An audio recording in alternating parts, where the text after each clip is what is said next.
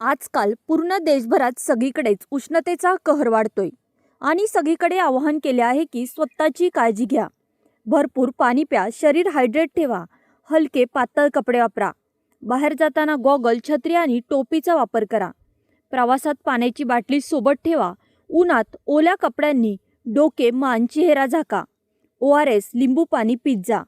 जनतेला आवाहन केले जाते की उन्हाच्या वेळेत बाहेर जाणे टाळा. उन्हात कष्टाची कामे करू नका.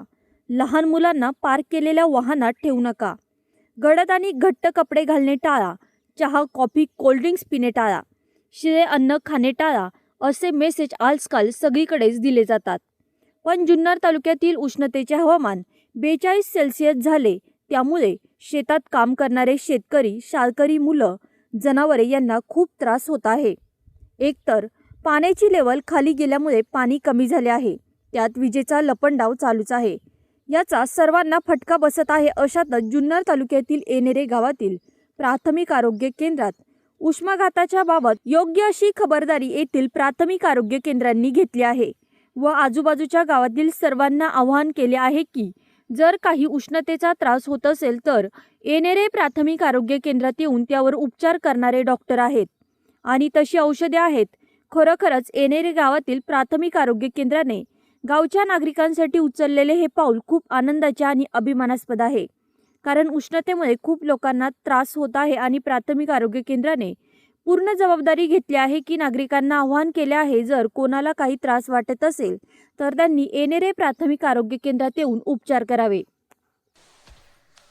नमस्कार, मी डॉक्टर बाळकृष्ण रडकाम, वैद्यकीय अधिकारी, प्राथमिक आरोग्य केंद्र येणेरे, तालुका जुन्नर. आज उष्णतेची तीव्रता लक्षात घेता आणि उष्णतेची लाट लक्षात घेता प्राथमिक आरोग्य केंद्र येणेरे या ठिकाणी आपण उष्माघात कक्ष तातडीने चालू केलेला आहे. तर आजकाल जे पेशंट वाढत आहेत, उष्माघातामुळे जे मृत्यू होत आहे त्याचा उपाययोजना म्हणून आणि प्रतिबंधक म्हणून आपण या ठिकाणी पेशंटला लागेल ते उपचार आपण या ठिकाणी करणार आहोत. त्या ठिकाणी लागणारे आपले इमर्जन्सी मेडिसिन, ऑक्सिजन आणि जर कुणाला काही पेशंटला वाटलं आपण पुढे रेफर करणार असेल तर आपल्या रुग्णवाहिकेने आपण पेशंटला पुढे रेफर पण करू शकतो.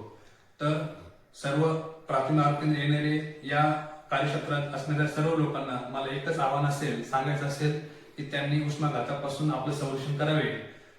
सकाळी 12 ते दुपारी 4 वाजेपर्यंत कुणीही बाहेर निघू नये आणि ते आपण संरक्षण करून नाही जर कुणाला काही वाटलं तर आपल्या प्राथमिक आरोग्य केंद्र येणारे या ठिकाणी शीत कक्ष, उष्माघात कक्ष या ठिकाणी आपण चालू केलेला आहे. तर कुणाला काही वाटलं तर त्यांनी तात्काळ आपल्या रुग्णवाहिकेला संपर्क साधावा आणि या ठिकाणी आपण ट्रीटमेंट घ्यावे ही सर्वांना माझे आव्हान असेल.